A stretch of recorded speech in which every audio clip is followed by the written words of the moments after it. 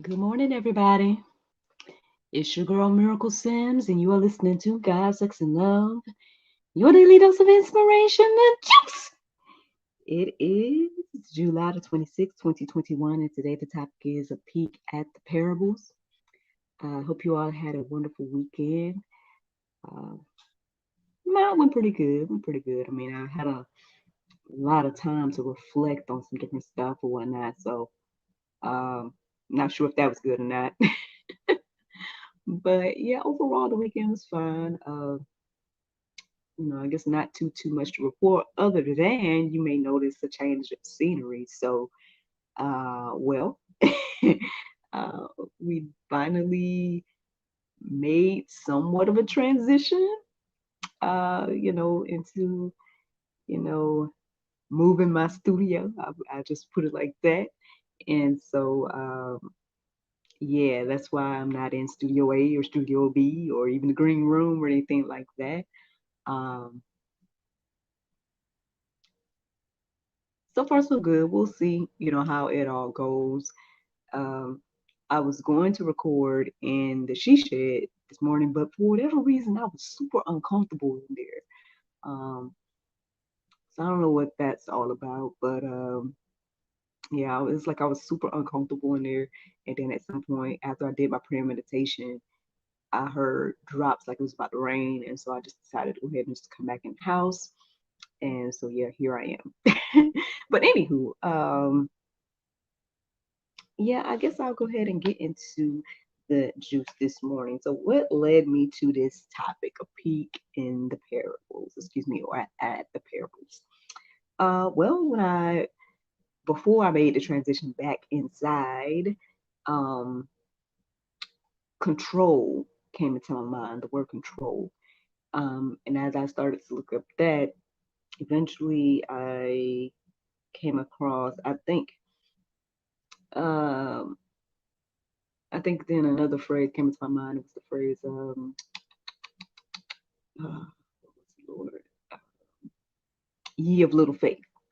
That came into my mind. And so, uh, upon looking that up, um, the verse Mark 11 and 22 stood out to me. And that says, and Jesus answered them, have faith in God.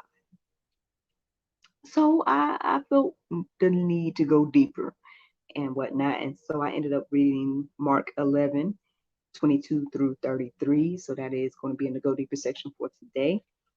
I won't read the whole thing right now, but basically, it's talking about the cursed fig tree and you know the people or the Pharisees or whatever the case is asking Jesus about what authority you know is he doing things or doing the miracles or whatnot that he was doing. And he counteracted their question by asking them, uh, you know, to I guess, answer a question about the baptism of John. And the interesting thing is, I really liked how, like, when I read the answer or read like the response, on one hand, it made Jesus seem very petty, or that's just a way that we would describe to be petty, or at least between me and my friends.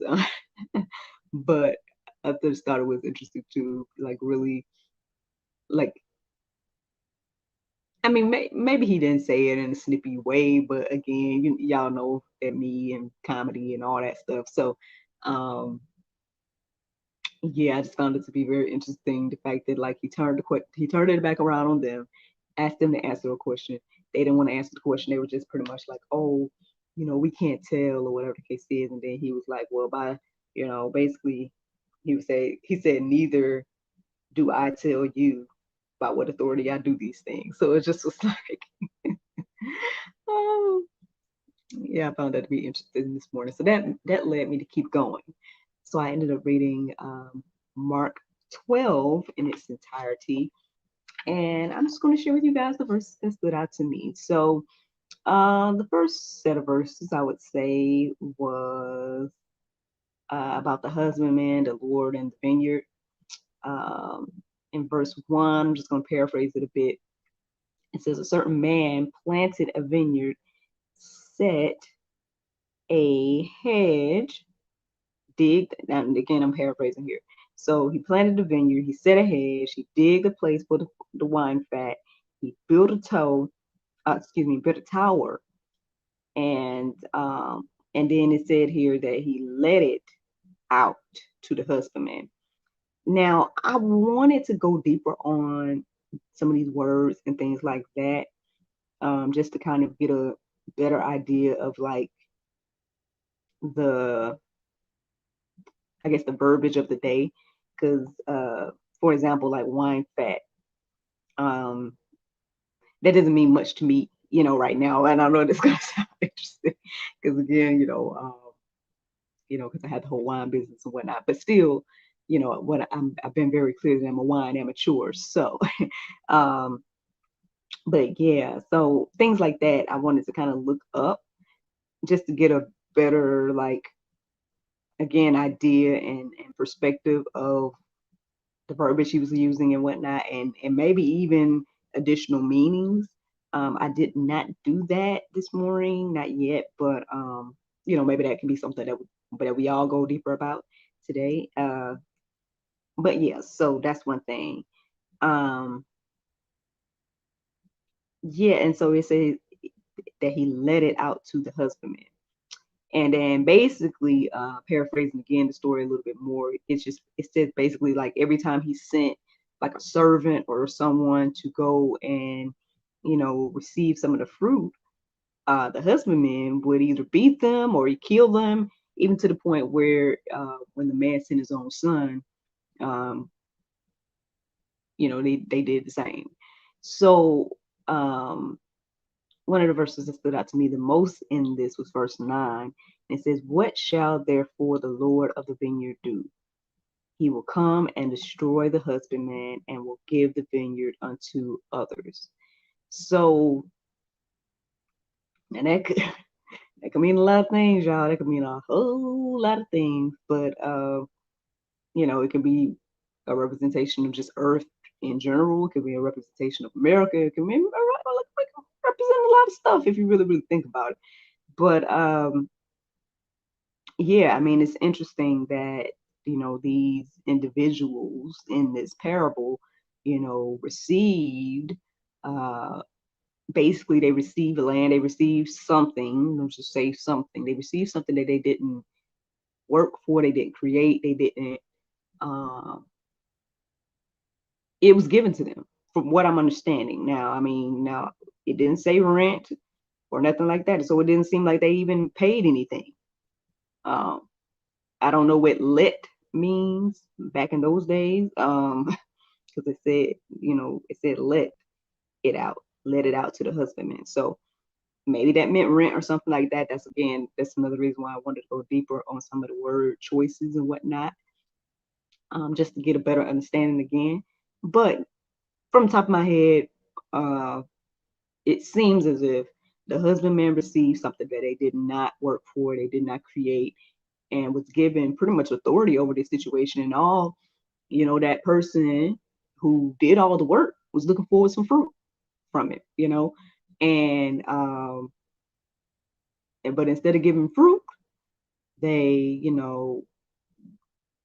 like I said, beat servants, killed some servants so many times, like over and over again. From what I'm understanding about the description here, it was over and over again, to the point where the person sent their son. Like, surely they'll uh, acknowledge and give some the authority of my son, but they even killed him apparently. So it's very interesting. How we can put this all together in those days, because clearly uh, it goes on to say in Mark 12 that the Pharisees, the Sadducees, whoever at that time knew exactly that they were talking about them, which is interesting, because then again, if you think about it, this is before the crucifixion. So, but anywho, y'all can go deeper about that. But anyway, um, but yeah, it's just very interesting to reflect on today. So that was one of the first things that stood out to me. Then verse 10 and 11 stood out. It says, the stone which the builders rejected is become the head of the corner. This was the Lord's doing, and it is marvelous in our eyes. Now, again, I feel like this is a biblical description or whatnot. So maybe some of you all know the whole thing about the cornerstone, maybe some don't. What I've heard about it, because again, I didn't like research it again this morning to get confirmation and whatnot. But what I heard about it is that the cornerstone is like the strongest or something like that of when you're building, um something like that, because it's like both sides are like how can I say it, Lord, like both sides, like when you have a corner or something like that, it's like both sides are uh leaning on that one or something like that. I don't know. We got to go deeper about that, and look up, in building terms, what it means and whatnot. But yeah, apparently it's an important part of building. It's an important part of the building process, the cornerstone. So that's one thing. And then also the fact that it was a question. So that second part there says, "Thus was the Lord's doing, and it is marvelous in our eyes." And I had a question mark. Um, I mean, at the end of the day, I think what I was just reflecting on all of this is just kind of gives me the understanding that we there's just things that are beyond our knowledge, right? And things that God is doing that is more than we probably can even understand or whatnot. Um, they were trying to trap him up by asking him all these different types of questions or whatnot, but it's like, well, he knew how to handle it. One, he wasn't, I guess, shying away from their questions or whatnot. But at the same time, too, again, it just was kind of showing me that we're limited, right? We're limited in our thinking and everything like that. But hey, here goes some more Bible for you. So then verse 16 and 17 stood out to me, and it was talking about Caesar and everything like that, because they were trying to trap him in one of those things. It was like, oh well, should we pay taxes or something like that? They were trying to ask him.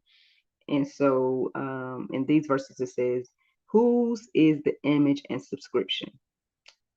They said unto him, Caesar's. And Jesus said, answering, said unto them, render to Caesar the things that are Caesar's, and to God the things that are God's. I mean, that's really profound, like, way to think about the whole situation, because again, we get so consumed and overwhelmed with money. We get consumed and overwhelmed with like the things of this world. And at the end of the day, at least according to the Bible, it's like it's not. I say it's not that deep, but kind of. And yeah, I guess it puts the focus. At least that verse for me, it kind of puts this focus on, uh, not say how much concern we should give certain stuff, but again, kind of, you know what I mean? Um, yeah, acknowledging that bills and all these things are important things that's going on in this world. But should that, um, well, you know what? I'm gonna keep going. I'm gonna keep going. Uh, Let me see. Verse 24 stood out to me, and it says, "Do ye not therefore err, because ye know not the Scripture, neither the power of God." Um, yeah, they were trying to trap him up again, talking about, like, well, when somebody dies, whose wife is it? X, Y, and Z, because of the whole thing about, oh, if brothers have to marry the wife or whatever case is, and so whose wife is she's going to be when they resurrect the X, Y, and Z. Um, in verse 27, he goes, "He is not the Lord of the dead, but the God of the living. Ye therefore do greatly err." So, yeah, y'all. I mean, hey, I'm just sharing what stood out to me this morning and whatnot. Let me leave you guys with this last couple of verses that stood out to me. It was verses 29 and then verse 30. Um, I mean, I think we all kind of heard the whole, love your neighbor as yourself. I feel like we hear that more so than anything. Um, so again, verse 29 and 30 just really stood out to me this morning. And I think it just, again, puts a perspective on where our focus and whatnot should be. Um, verse 29 says, the first of all commandments is, Hear, O Israel, the Lord our God is one Lord. And thou shalt love the Lord thy God with all thy heart, and with all thy soul, and with all thy mind, and with all thy strength. That is the first commandment. So, yeah, I mean,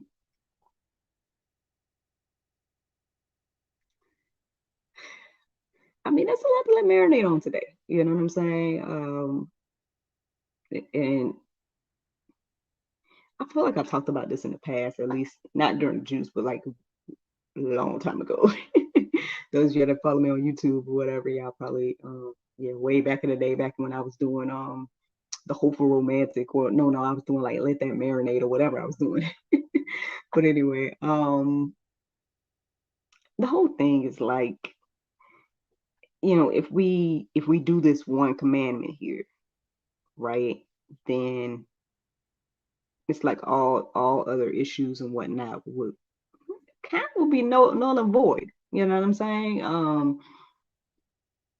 Because if we loved God, then we would, and the second thing, obviously, they said after, right, he said right after that was to love our neighbors, X, Y, Z. But if we first love God, right, then we would, these are just things that would come along with loving God. Um,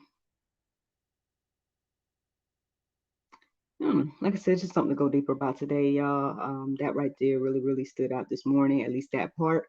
So I hope that you guys let that marinate on your heart, souls, and minds as well.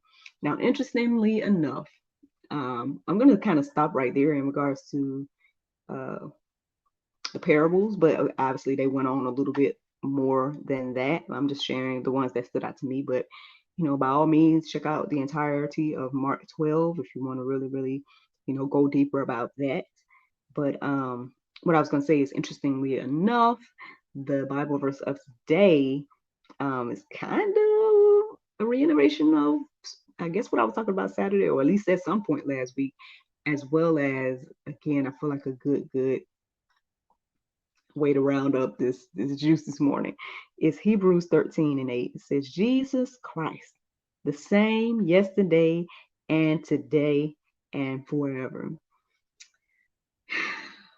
Friends, I hope you all enjoyed this juice this morning. Thank you so much for listening to God, Sex, and Love. You and a little dose of inspiration and juice. I pray you guys can go forth and have a wonderful day, and I look forward to talking to you all tomorrow with the Lord's will. Bye-bye. And Facebook and YouTube, man, yep. It was interesting. So I woke up like at 1 this morning. Yeah, it was 1 on the dot that I woke up, and I didn't go back to sleep.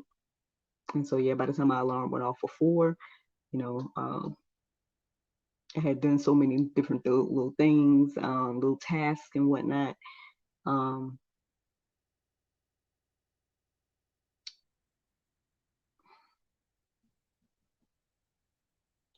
mean, well, y'all already know my current situation, but I feel like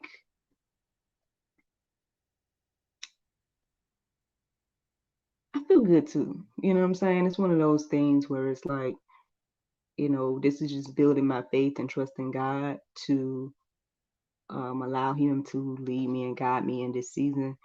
Yeah, there's things that are kind of changing and whatnot, and I'm trying to figure out like how to balance all of that and figure out like what God wants me to do. But at the same time, I do feel like I'm kind of doing I feel like I'm doing what God wants me to do at the same time too. So, my whole thing is just to remain consistent and to just, keep doing, um, I guess what I'm doing. Now, yeah, over the weekend I was a little bit, well, not the whole weekend, but I would say like yesterday I had a lot of stuff on my mind, a lot of stuff. But even with that, it's just like, well, Lord, I'm not gonna worry or fret. I'm gonna try to do my best to um, do my best, and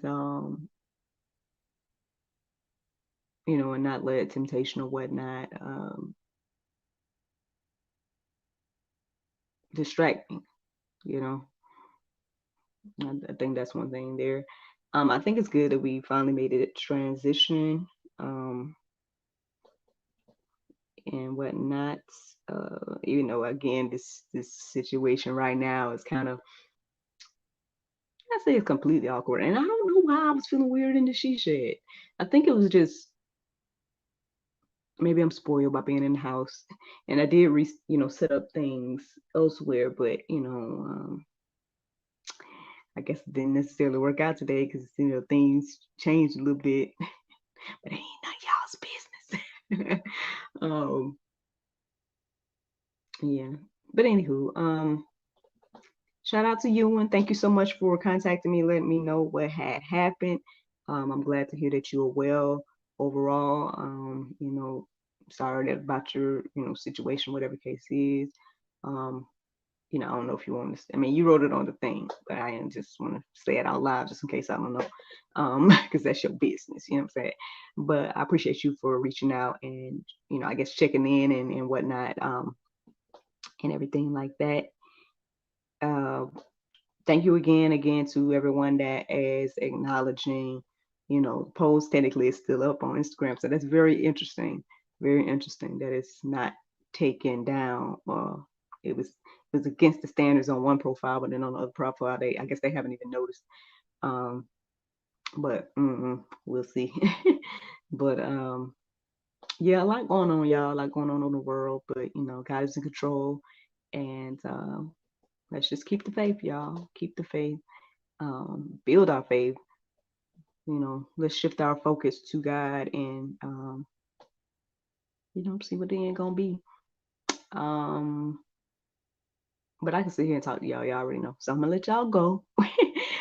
Thank you so much for listening. Thank you so much for watching. And hope you guys have a wonderful day. Bye.